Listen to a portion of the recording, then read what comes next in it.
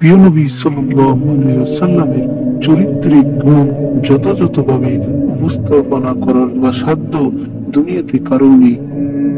তার চারিত্রিক সনদ দিয়েছেন মহান রব্বুল আলামিন।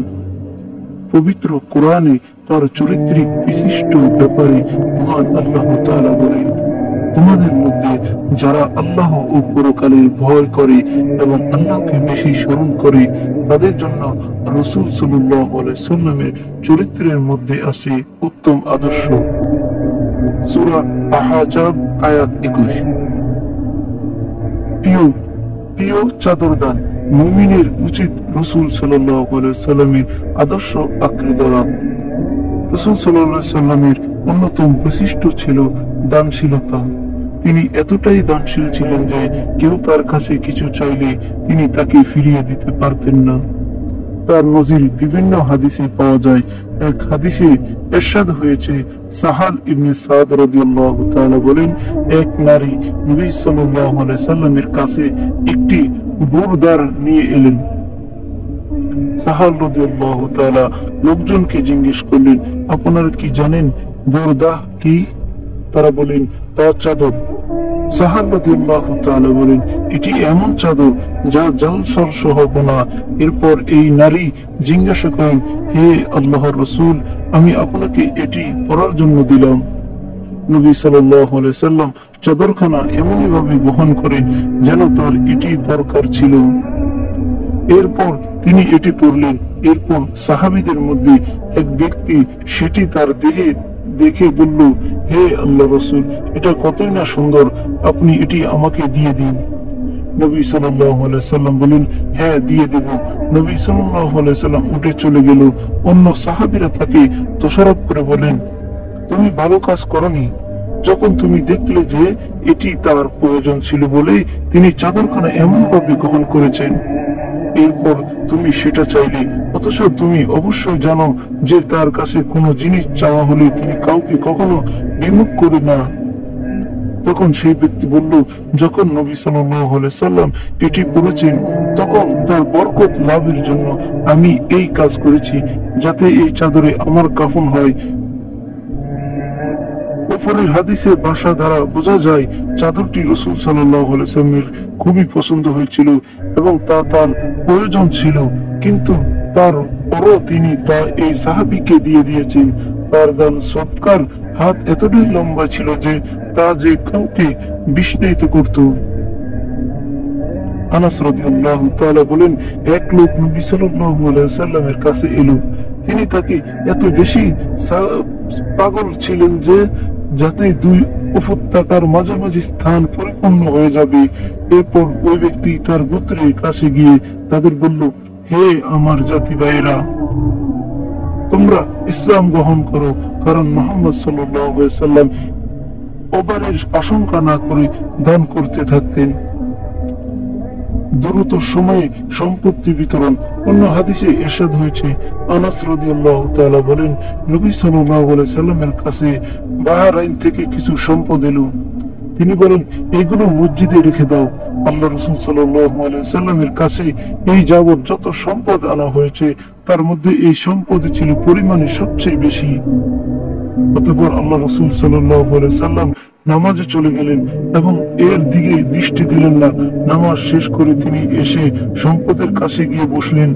তিনি যাকে দেখলেন কিছু সম্পদ দিয়ে দিলেন।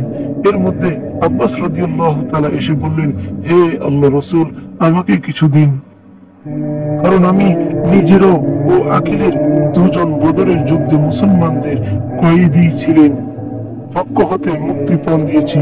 আল্লাহ রাসূল সাল্লাল্লাহু আলাইহি সাল্লাম তাকে বললেন, নিয়ে যান। তিনি তা কাপড়ে ভরে নিলেন, অতঃপর তা উঠাতে চেষ্টা করলেন, কিন্তু পারলেন না। তিনি বলেন, হে আল্লাহ রাসূল, কাউকে বলুন যে আমাকে এটি উঠিয়ে দেয়। আল্লাহ রাসূল সাল্লাল্লাহু আলাইহি সাল্লাম বলেন, না। আব্বাস রাদিয়াল্লাহু তাআলা বলেন, তাহলে আপনি নিজে তুলে দিন। তিনি বলেন, না। আব্বাস রাদিয়াল্লাহু তাআলা তা থেকে কিছু সম্পদ রেখে দিলেন। অতঃপর পুনরায় তা তুলতে চেষ্টা করে, এবারও তুলতে পারে না। কিন্তু তিনি বললেন, হে আল্লাহ রাসূল, কাউকে আদেশ করুন যেন আমাকে তুলে দেয়। তিনি বলেন না। অতঃপর আব্বাস রাদিয়াল্লাহু তাআলা বলেন, তাহলে আপনি আমাকে তুলে দিন। তিনি বলেন না। অতঃপর আব্বাস রাদিয়াল্লাহু তাআলা আরো কিছু সম্পদ নামিয়ে রাখলেন।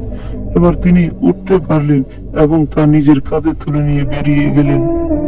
আল্লাহ রাসূল সাল্লাল্লাহু আলাইহি সাল্লাম সেখানে একটি দিরহাম অবশিষ্ট থাকা পর্যন্ত উঠালেন না। সম্পদ জমা না রেখে দ্রুত বিতরণ। সুবহানাল্লাহ। আল্লাহ রাসূল সাল্লাল্লাহু আলাইহি সাল্লাম দান সৎকার প্রতি কতটা আগ্রহ ছিল তার একটি হাদিস দ্বারা এর কিঞ্চিত ধারণা পাওয়া যায়। আবু হুরায়রা রাদিয়াল্লাহু তাআলা বলেন, আল্লাহ রাসূল সাল্লাল্লাহু আলাইহি সাল্লাম বলেছেন, আমার কাছে যদি উহুদ পাহাড়ের সমান সোনা থাকতো তাহলেও আমার পছন্দ নয় যে 3 দিন অতিবাহিত হওয়ার পর তার কিছু অংশ আমার কাছে থাকুক, তবে এতটুকু পরিমাণ ছাড়া যা আমি ঋণ পরিশোধ করার জন্য রেখে দিই। অনেকের ধারণা হতে পারে এটা হয়তো রাসূল সাল্লাল্লাহু আলাইহি সাল্লাম মানুষকে সৎকার প্রতি উদ্বুদ্ধ করার জন্য বলেছেন, কিন্তু না, রাসূল সাল্লাল্লাহু আলাইহি সাল্লাম বাস্তবে এমন মনোভাব পোষণ করতেন এবং মুষ্টিভর্তি সোনার অলংকার দান করে দেওয়ার নজির তার জীবনে আছে। রুবাই বিনতে মুআবিজ ইবনে আফরা রাদিয়াল্লাহু তাআলা থেকে বর্ণিত, আমি এক পাত্র খেজুর এবং কিছু হালকা পাতলা শসা নিয়ে রাসূল সাল্লাল্লাহু আলাইহি সাল্লামের খেদমতে উপস্থিত হলাম। রাসূল সাল্লাম আমাকে এক মুষ্টি অলংকার ও স্বর্ণ দান করেন। আল্লাহু আকবার। রাসূল সাল্লাল্লাহু আলাইহি সাল্লামের দানশীলতা নিয়ে গবেষণা করলে এমন অসংখ্য হাদিস পাওয়া যাবে। সেই সব হাদিস প্রিয় নবীর আকাতারে দান করার চিত্র সামান্য কিছু উঠে এসেছে। রমজান আক্তারে দান, এগুলো তো স্বাভাবিক সময়ে দানের কথা, আর পবিত্র রমজান এলে রাসূল সাল্লাল্লাহু আলাইহি সাল্লামের দানের মাত্রা আরো বহু গুণ বেড়ে যেত। ইবনে আব্বাস রাদিয়াল্লাহু তাআলা বলেন, নবী সাল্লাল্লাহু আলাইহি সাল্লাম সর্বাপেক্ষা বেশি দান ছিলেন। তার দানশীলতা বহু গুণ বর্ধিত হতো রমজানের পবিত্র দিনে, যখন জিবরাইল আলাইহিস সালাম তার সঙ্গে দেখা করতেন। জিবরাইল আলাইহিস সালাম রমজানের প্রতি রাতে তার সঙ্গে দেখা করে কুরআন শুনতেন ও শোনাতেন। নবী সাল্লাল্লাহু আলাইহি সাল্লাম কল্যাণ বন্টনে দান সৎকায় প্রবাহিত বাতাসের চেয়ে বেশি দানশীল ছিলেন। তাই যারা প্রিয় নবীকে ভালোবাসেন তাদের উচিত সাধ্যমতো দান সৎকায় আত্মীয় নিয়োগ করা। ইনশাআল্লাহ মহান আল্লাহর বিনিময়ে উভয় জাহানের সফলতা দান করবেন।